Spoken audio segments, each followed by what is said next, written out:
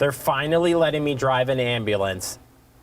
No, they're not. Happy EMS week, everybody. Jay Cross here with my favorite EMS director of all, director of operations, Fitchburg EMS, Patrick Anderson. Happy EMS week, buddy. Thank you. You were a, I want to say former EMT, but at one point in your life. Yeah, I let that license lapse, shouldn't have, but that's near there. You were there. But we are going to be doing what I'm calling a rolling interview today, meaning we are going to roll into the back of the ambulance, we're going to roll to the side of the ambulance, we're going to pop some equipment out, and we're going to explore the aspects of EMS, Fitrona style.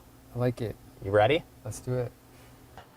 Rolling to the back of the ambulance where all the action happens, although some may say the action's up front because all the lights and sirens, but truly the action is back in the back of an ambulance. And over the years, the ambulance has changed significantly. A lot on the safety aspect. The tools, of course, are always changing. We've kind of explored. I just remember looking at the weight piece here on the cot. Yes. I mean, you've gotten all the things, but for all the years that you've been, and maybe I'm aging you right now. Yeah, I mean, but you know, when I think of EMS, I think it's changed substantially over the years. absolutely. Most of what you said, it's a lot safety. This is one of our older ambulances, and I say older, but I think it's 2017. I think is the oldest ambulance that we're sitting in here. So it doesn't quite have even the new features, but it's shoulder, simple things like shoulder belts, right? Shoulder belt here. All of our new ambulances as of 2021 actually have 5-point harnesses. Whether I can get my crews to use them right, sometimes it's just the situation of it, but the ability to put on a 5-point harness, they actually are able to wear those harnesses and reach across patients. So restraints for EMS providers, most, otherwise you can think of flying objects back here, things like anything, and it's actually Trans 309 is the state, if anyone gets some bedtime reading. Oh boy. Right. Trans 309, right? State statute or administrative rule actually says what we have to have in here and all the rules we have to follow, and one of those rules is everything must be secured back here. Security for our monitors so it doesn't become a projectile. Everything's got to have a door, roll-up doors in front of all those bags, safety nets, right? Everything. So should this ambulance roll, everything stays into place and doesn't become a projectile, to include us. Yeah, I can tell you it's not easy, as you're working. I mean, it doesn't give way to every time and buckling down, but you're right about having all the extra safety features and the lighting features. Energy efficiency, right? After 10 minutes, the lights will shut off. That's okay. Yeah, we shut the truck off and everything stays on for 10 minutes and time for us to get the patient out, bring the patient back in, we clean her up and go back to work. That's full functional ambulance work there. Like Absolutely. You want it to go out the door every single time and everything working. Some fun facts with Dane County and EMS, because when you put it in perspective, the county has a rich history of great EMS service and a lot of EMS organizations. Yeah. So I like to say, I always share, we are very lucky here in Dane County. We are a very resource-rich county, as we call it. So looking just before, I think it was 24. And I say EMS agencies. Many of those are fire-based as well. Unlike Fitrona, who is a district, there's actually also many other EMS only districts out there, right? We are separate from fire, though we work with fire, and that's all across our county. 24, and that's we were reminiscing before, right? Since I have been here, that's actually with the loss of 3 different agencies who've either merged with other agencies or have just kind of, the days of the volunteer are a challenge, and just kind of admitted that not sustainability thing and have partnered with one of their neighbors. But 24 of those. 24 EMS agencies, or fire and EMS agencies here in Dane County. I have to look at my magic number here. That's 1,200 square miles. The internet does say 41 of those are lakes. But you still have to cover the lakes. You still have to cover the lakes. So That's true. true. You have agencies, McFarland, City of Madison. I'm trying to think who else covers any the lakes. Even one of those. Everybody has pieces. It's kind of interesting because you think of there's small little ponds that are called lakes too, right? Fitrona, we got. And I will share with you one of my years ago, right? We've talked before. Our calls get coded, and years ago I remember getting called to a water rescue in Fitchburg. I'm like, Fitchburg doesn't have water. Sure enough, who knew those retention ponds along Highway 14 get up to about 6 feet deep in the spring with all the runoff, and somebody had taken their car in there, and it turned out to be a water rescue in Fitchburg. It happens, yeah. Well, we could talk about flooding another day too. That's a whole other thing. We'll bring Public Works in here. Within Fitchburg EMS, for people who aren't familiar, how many stations, how many rigs, how many staff, how many square miles? Sure. So you don't have to do it in that order. Yeah, I won't remember those numbers. I wouldn't either. So of all of those square miles, we cover 72 square miles, and that's the city of Fitchburg, the city of Verona, and the Verona Township. Hence the Fitchrona, right? Back in 1977, a little bit of that history there. It used to be the Sheriff's Department, Dane County Traffic and Safety Office, I think is what it was. They gave it up, and that's kind of the invention of those EMS agencies, and many of them, like us, turned into districts. A lot of the fire departments were volunteer as well and didn't want that extra burden, so created these districts. So yeah, we are originally the same three who signed on in 1977 are still here today. So 72 square miles. We are up to 3 stations. So we occupy the Verona Fire Station. And then I know Fitchburg has 3 fire stations. One of those is primarily admin, and as your viewers know, right, that's where the fire chiefs are. And then we have ambulances at station number 2 and station number 3, so on Marketplace and South Said. Yeah, it's definitely grown. It's definitely, like you said, it's a very interesting. My favorite picture that we had where I was at the EMS is all the ambulances we get together, every couple of years, and they would take the group shot of all and I was like, man, I wish I was there for that, and yeah.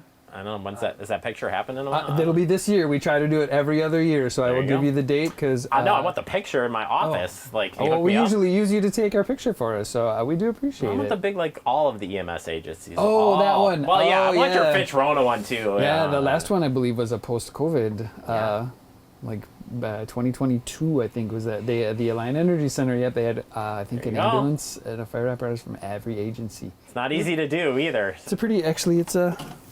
There's your picture, Jeremy. Oh, there you go. See, it's there. We'll find that for we'll have you to get a close-up of that. Find it, throw up there for you. All right, we're going to move to another part of the ambulance and continuing our discussion on EMS Week 2025. All right, we're at the side. You could say that this is the interesting side because the longboards are here, which, they're big, and the stair chairs here, which is amazing. It's colorful. Yeah, but the outside of the rig, no matter which compartment you're looking at, all tools of the trade, so to speak. We carry a lot of stuff, both inside and outside. As you mentioned from the inside, right, I'd love to talk about the safety things that have advanced over the years, and that's that red Furno there. We call it a stair chair. Right, because patients never have their emergency on the first floor or straight outside of no steps. So it has developed from a long time ago, right, from something that laid flat and kind of folded into a chair, to a chair with wheels, to a chair with treads, to these, I think, about 3 years ago. Now these are actually power stair chairs. So they got a little Milwaukee battery in them.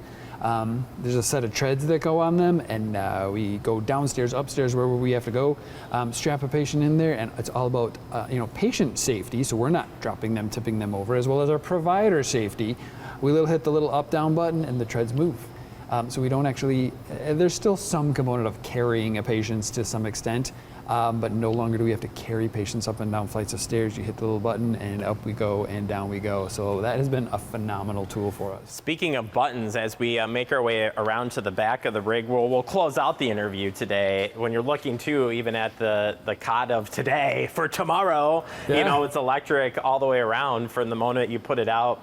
Wheels go down using the button piece. It's less effort. It's a safety piece. When you think about everything that's evolved, is safety. This just makes it easier. Yeah, we call it a cartridge, right? It's actually mounted to the frame. Prior to these things, not that I want to say they were dangerous, right? 2 little spots that cot connected, but there was only 2 little spots where that cot connected into the floor, where this is truly, these are crash tested, right? So if this vehicle rolls, that cot does not move. So providing we have our patients strapped in there, again, 5-point restraints for our patients as well. Those patients are there, they're secured, that cot is secured. As you said, that cartridge comes out, the wheels lower, the wheels come back up. So it is, again, provider safety, patient safety, saves lots of back injuries, leg injuries, whatever we got to do, and not having to lift and move patients. There's always going to be some of that, maintaining that wellness, health and wellness. Another huge investment in both patient safety and provider safety for our ambulances. All right, as we close out the interview, EMS Week is about exploring EMS, the history behind it, the ambulance, but it's the staff that are second to none in any EMS district that are keeping it going. Your staff has been growing, is constantly going through training, constantly going through a lot of different things because the world is forever changing. But how is staffing and where you're at now? Yeah, so excellent comment. You know, we have our municipalities support us well. We have great trucks, we have great equipment, we have great stations. But as you said, it's the people, right? It's the people and that knowledge and that caring and compassion that uses all this stuff. So in my job, I always say, is to get them good stuff to let them go do their job as good as they can do. So we have 21 full-time paramedics that staff this whole district, 3 full-time administrators, myself, 2 deputy chiefs, and I have a part-time office manager who we can't live without.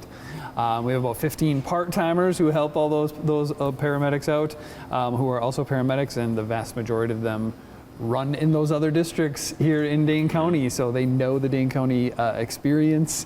They know that, and we have EMTs that are firefighters. We have a couple that help us out with special events, and a couple of interns. So do all that math. We have upwards of 50 people supporting this district, as you mentioned. We have continuing education requirements, so it is constantly making sure we know how to use our equipment, what are the best medications, best practices, and our team of docs at the UW who come and help us to absolutely make sure we're doing the best we can for our citizens. And it's fun. I loved EMS Week for a lot of reasons, but as being on the team, stopping in at the hospital, it's fun. All the donations that come in for the week, the hospitals, there's 4 hospitals that we're serving, or that are serving, I don't know, however you want to look at it. But it's cool. I mean, they support the service just as much as the next person. Yep, I know the crew came back this morning, and they let us know what they're doing. I know one of them, I forget to give the shout out to, they're doing walking tacos for lunch today. So they went up and then came back here, and we've been providing some stuff for our staff as well. One of my deputy chiefs volunteered us to cook lunch for them. I think we're doing lunch on Tuesday, breakfast on Thursday, just a little, thank you for what you do. We got bundt cakes this morning, donuts on Friday, I think shaved ice on Wednesday, right? Some just little things that help recognize our staff for what they do, and our fire department. All of the career fire staff at both agencies are EMTs. So, right, shout out to them as well. They get Fire Week in September, but they're part of our EMS family as well. Hospitals do it, we do it. Just a big thank you to all those people helping us out. Yeah, EMS Week, like I said, it's your chance to stop down. And truly, you guys are out at events. We were just saying that I was out at Kids Building, Wisconsin, stopped and talked to the crew because I'm going to no matter what. But you may not see them around because they're busy this week doing whatever, but you're going to be out at plenty of events. That's the time to stop in, say, hey, check out the rig, ask the questions. They want to hear from you. Absolutely. We always say we'd like for you to come look at the ambulance and see at it when you can look at it, and we're not wheeling you into the back and you're having not such a great day. By the way, you still can ask questions, because the time that I got taken in, knowing everything, in fact, I'd worked with one of the people. Anyway, it didn't matter. So you could still ask questions as they're asking you all the questions they have to ask you. But absolutely. Well, Patrick, appreciate it. Happy EMS Week to you and your staff. It's phenomenal what Fitchburg doing day in, day out. We're so glad that you're here monthly to share with us, but a little extra special in EMS Week, certainly. Absolutely. Thanks for having me.